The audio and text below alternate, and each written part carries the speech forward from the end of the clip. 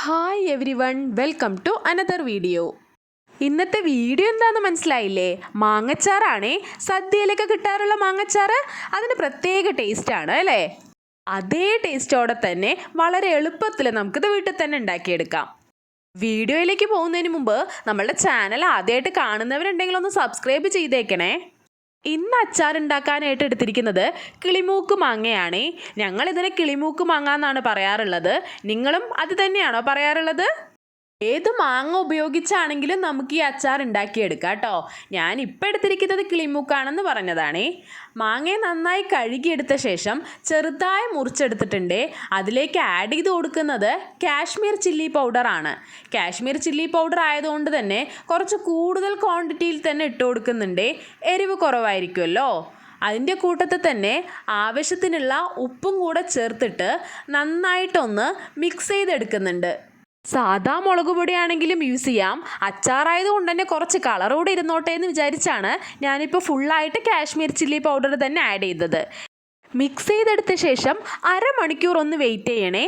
അതിനകത്ത് ഉപ്പും മുളകെല്ലാം നന്നായി പിടിച്ചു വരാനാണ്. അരമണിക്കൂറിന് ശേഷം കടുക് പൊട്ടിച്ചൊഴിക്കാം. കടുക് പൊട്ടിക്കാനായിട്ട് നല്ലെണ്ണയാണ് കേട്ടോ എടുത്തിരിക്കുന്നത്. കടുകിട്ട ശേഷം 2 വെളുത്തുള്ളി നീളത്തിൽ അരിഞ്ഞതും കുറച്ച് കറിവേപ്പിലയും കൂടെ ഇട്ട് കൊടുക്കുന്നുണ്ട്. അത് നന്നായി ചൂടായി വഴന്ന് വരുന്ന സമയത്ത് ഗ്യാസ് ഓഫ് ചെയ്യുന്നുണ്ട്.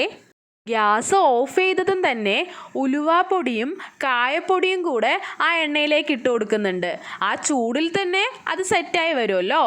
മിനിമം ഒരു അരമണിക്കൂറെങ്കിലും മാങ്ങയിൽ ഉപ്പും മുളക് പൊടി ഇട്ടിട്ടൊന്ന് വെയിറ്റ് ചെയ്യണേ. അതിന് ശേഷം മാത്രം താളിച്ച് കൊട്ടിയാൽ മതി കേട്ടോ. ആ സമയം കൊണ്ട് തന്നെ മാങ്ങയിൽ ഉപ്പും മുളകുമെല്ലാം നന്നായി പിടിച്ച് സെറ്റായി വന്നിട്ടുണ്ടാവും. ഇനി ഈ താളിപ്പ് കൂടെ അതിനകത്തേക്ക് എടുത്ത് ഒഴിച്ചാൽ അടിപൊളി ടേസ്റ്റിലുള്ള മാങ്ങച്ചാർ റെഡിയായി. ഈ അച്ചാർ ഫ്രിഡ്ജിൽ സൂക്ഷിച്ച് ഉപയോഗിക്കുകയാണെങ്കിൽ 10 ദിവസം വരയ്ക്കൊക്കെ കേടാവാതെ ഉപയോഗിക്കുക കേട്ടോ. അതിൽ കൂടുതൽ ദിവസത്തേക്കുള്ളതെല്ലാം നമ്മൾ ഒരുമിച്ച് ഉണ്ടാക്കി വെക്കുകയാണെന്നുണ്ടെങ്കിൽ കുറച്ച് വിനീഗർ കൂടെ ആഡ് ചെയ്താൽ മതി. ഈ ഒരു അച്ചാർ ഉണ്ടെങ്കിൽ വേറെ കറികളുടെ ആവശ്യമൊന്നുമില്ല അല്ലേ? തൈരൊഴിച്ച ചോറും ഇവനും മാത്രം മതി ഭക്ഷണം അങ്ങോട്ട് കാലിയായി കിട്ടാൻ. മാങ്ങയുടെ സീസൺ ആയാൽ മാങ്ങച്ചാർ, മാമ്പഴ പുളിശ്ശേരി, മാങ്ങാ പച്ചടി, അങ്ങനെ മാങ്ങ കൊണ്ടുള്ള വെറൈറ്റി ഐറ്റംസ് എല്ലാവരും ഉണ്ടാക്കാറുണ്ട് അല്ലേ? അച്ചാർ ഉണ്ടാക്കുന്നത് ഇതുപോലെ അല്ലാന്നുണ്ടെങ്കിൽ ഇതുപോലെ ഒന്ന് ട്രൈ ചെയ്ത് നോക്കണേ. പിന്നെ നിങ്ങൾ ഇതുപോലെ മാത്രമേ ഉണ്ടാക്കുള്ളൂ. അത്രയും ടേസ്റ്റുള്ള അച്ചാറാണ്. കൂടെ തന്നെ മാങ്ങാ പച്ചടിയുടെ ഒരു വീഡിയോ ഞാൻ നമ്മളെ ചാനലിൽ അപ്ലോഡ് ചെയ്തിട്ടുണ്ട്. അത് കാണാത്തവരുണ്ടെങ്കിൽ അതുകൂടെ ഒന്ന് കണ്ടു നോക്കൂ കേട്ടോ.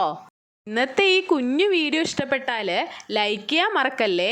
ഫ്രണ്ട്സ് ആൻഡ് റിലേറ്റീവ്സിൻ്റെ കൂടെ ഒന്ന് ഷെയർ ചെയ്ത് കൊടുക്കൂ കേട്ടോ. വീണ്ടും മറ്റൊരു വീഡിയോയിൽ കാണും വരേക്കും ബൈ.